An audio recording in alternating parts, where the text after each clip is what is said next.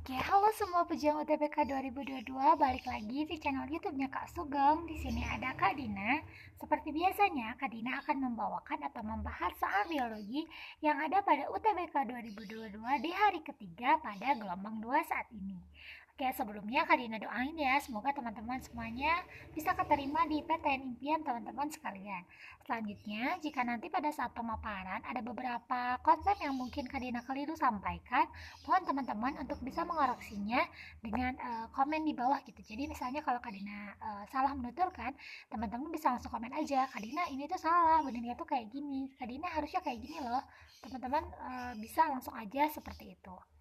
Oke, kita lanjutin ke pembahasan soal kita yang pertama. Di sini ada soal tentang kunci determinasi. Bunyi soalnya seperti ini, katanya perhatikan kunci determinasi berikut. Di sini ada 5 poin, dari satu poinnya itu terdapat 2 poin, jadi kurang lebih ada 10 poin. Nah, pertanyaannya adalah tahapan identifikasi dari famili Zingiberaceae adalah titik-titik. Oke, kita lihat. Famili Zingiberaceae ini ada pada poin 5A. Nih, lihat Zingiberaceae katanya. Nah, di mana poin 5A ini berasal dari poin 4A. Kita lihat. Nah, poin 4A ini berasal dari poin 3A. Kita lihat juga. Selanjutnya, poin 3A ini berasal dari 2B. Di mana 2B ini berasal dari 1B. Oke, kita urutkan. Jadi, famili Zingiberaceae ini merupakan famili yang memiliki batang berdaun tegak dengan pelepah daun memeluk batang dan terdapat rizoma atau akar rimpang. Selanjutnya, tulangnya itu lateral banyak, lurus dan segar, tegak lurus atau berserut besar dengan ibu tulang daun. Selanjutnya, mempunyai seludang daun yang memeluk batang, kadang-kadang mempunyai sabuk bumbung yang memeluk batang. Selanjutnya, nomor 2B adalah daun tidak berbentuk ginjal atau jantung. Dan nomor 1B, tanaman tanpa getah. Berarti jawaban yang paling tepat untuk soal nomor 1 adalah yang B, yaitu 1B, 2B, 3, 4, 5A. Seperti itu.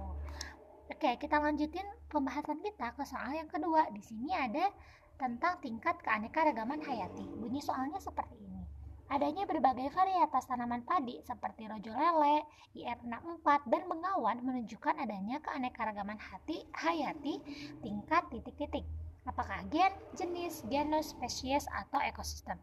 Jadi gini ya teman-teman, keanekaragaman tingkat gen itu merupakan variasi atau perbedaan sifat dan penampilan individu-individu dalam suatu varietas atau antar varietas dalam satu spesies. Berarti jawaban yang paling tepat untuk soal yang ini adalah yang A, yaitu keanekaragaman tingkat gen. Jadi ada gen rojo lele, gen IR64, sama gen bengawan gitu sih tadinya itu. Oke, kita lanjutin pembahasan kita ke soal yang ketiga. Di sini masih tentang tingkat keanekaragaman hayati. Namun bunyi soalnya seperti ini. Katanya, hutan bakau di Kalimantan, hutan hujan tropis di Jawa Barat, dan savana di Papua merupakan contoh keanekaragaman tingkat titik-titik. Apakah tingkat gen lagi, ataukah tingkat jenis, atau ekosistem, populasi, dan individu. Di sini ada kata kuncinya yaitu hutan dan savana ya teman-teman. Jadi tidak mungkin tingkat gen atau tingkat jenis atau tingkat individu karena ini seperti apa ya, habitat gitu, seperti mencantumkan tempat gitu ya. Berarti ini merupakan keanekaragaman tingkat ekosistem. Karena apa? Karena ditandai dengan adanya variasi makhluk hidup yang berbeda-beda. Di mana hutan dan savana ini tentunya akan memiliki variasi makhluk hidup ya teman-teman.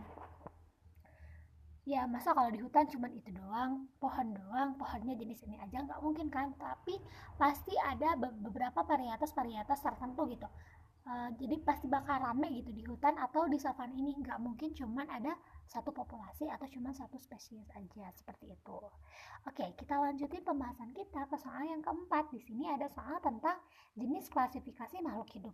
Katanya gini, klasifikasi adalah cara pengelompokan makhluk hidup berdasarkan persamaan ciri yang dimiliki.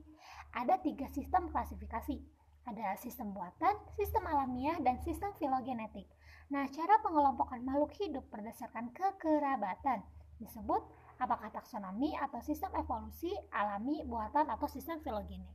Oke, sebelumnya Kak Dina paparkan dulu seperti ini. Jadi cara pengelompokan makhluk hidup itu dapat dibagi jadi 3, kan tadi yang sesuai dengan soal ya. Katanya ada sistem alami, di mana sistem alami itu didasarkan pada sifat morfologi, fisiologi, dan anatomi yang dimiliki sama yang namanya makhluk hidup. Nah, yang kedua adalah klasifikasi buatan, yaitu klasifikasi yang didasarkan pada ciri morfologi yang mudah diamati ya teman-teman dari suatu makhluk hidup. Nah, yang ketiga adalah klasifikasi sistem filogenetik, yaitu klasifikasi yang didasarkan pada sejarah evolusi makhluk hidup dan hubungan kekerabatan antar takson satu dengan yang lainnya. Nah, jadi pengelompokan makhluk hidup berdasarkan kekerabatan adalah klasifikasi sistem filogenetik atau yang E. Tapi teman-teman, klasifikasi ini sekarang sudah berkembang lagi, yaitu ada yang disebut dengan klasifikasi molekuler gitu. Jadi berdasarkan DNA gitu. Jadi ini tuh emang benar-benar sangat akurat sekali gitu kalau sudah berdasarkan DNA gitu ya, seperti itu. Oke, kita lanjutin ke soal kita yang kelima. Di sini ada tentang penulisan ilmiah. Katanya gini, beberapa cara penulisan ilmiah adalah titik-titik. Yang pertama itu terdiri dari 2 kata bahasa Latin atau yang dilatinkan.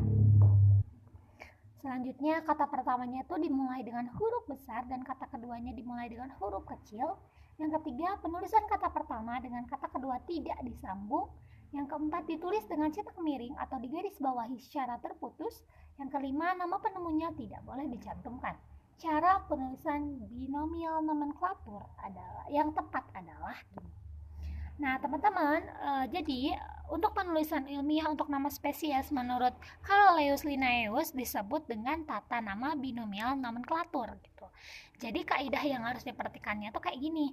Di mana si nama ilmiah itu harus terdiri dari 2 kata Latin atau yang dilatinkan. Nah, kata pertamanya itu harus dimulai dengan huruf besar dan kata keduanya harus dimulai dengan huruf kecil. Nah, penulisan kata pertama dan kata kedua itu tidak disambung.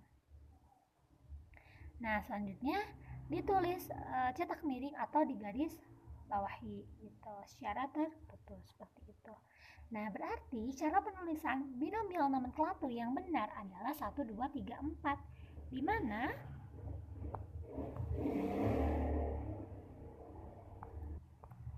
jawaban yang paling tepat adalah terdapat pada option yang B, seperti itu. Oke, kita lanjutin pembahasan kita ke soal yang ke-6, yaitu tentang konservasi. Katanya gini, berikut ini contoh konservasi alam secara ex situ kecuali titik-titik. Nah, A. Beraneka macam flora dan fauna di Taman Safari Cisarua Bogor, kebun koleksi tebu di Pasuruan, Jawa Timur, atau penanaman aneka anggrek dan bunga lain di kebun Botani Bogor, atau pemeliharaan aneka marga satwa di Kebun Binatang Gembira Loka Yogyakarta, atau yang E, pelestarian badak bercula 1 di Suaka Marga Satwa Ujung Kulon. Nah, teman-teman, di sini Kak Dina paparkan kalau konservasi alam itu terdiri dari 2. Ada in situ, ada ex situ. Nah, kalau pelestarian alam secara in situ adalah pelestarian yang di habitat aslinya. Contohnya kayak badak bercula 1, terus di Ujung Kulon, terus kayak pelestarian komodo di Pulau Komodo, terus kayak pelestarian Lovesia aroldi di Bengkulu. Nah, kalau pelestarian secara ex situ yaitu berarti di luar habitat, kalau ini di dalam, kalau ini di luar gitu ya.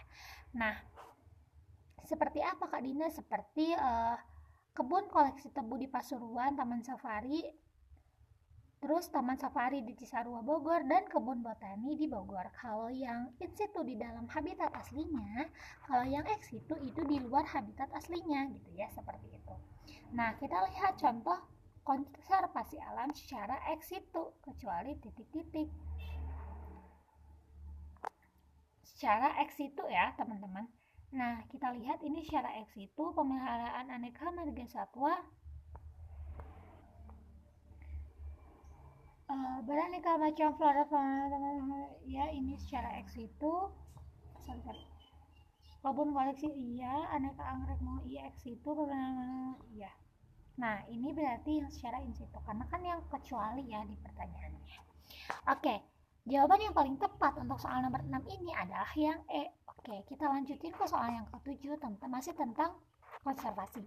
Nah, katanya berikut ini beberapa upaya pelestarian sumber daya alam hayati. melindungi badak Jawa di ujung kolon, menanam anggrek hutan, melindungi biawak komodo, memelihara hewan di kebun binatang, melindungi bunga bangkai raksasa di Bengkulu. Yang termasuk pelestarian secara in situ. Yang ini sapu biawak 2 sama yang badak Jawa di ujung kolon. Berarti jawaban yang paling tepat adalah 1, 3, 5. Ada pada poin C. Oke, teman-teman, sekian pembahasan yang dapat Kak Dina paparkan. Sebelumnya mohon maaf apabila banyak sekali kekurangan yang Kak Dina bawakan hari ini. Semoga teman-teman enjoy dalam menonton videonya. Terima kasih sudah menonton dan sampai bertemu lagi di video berikutnya.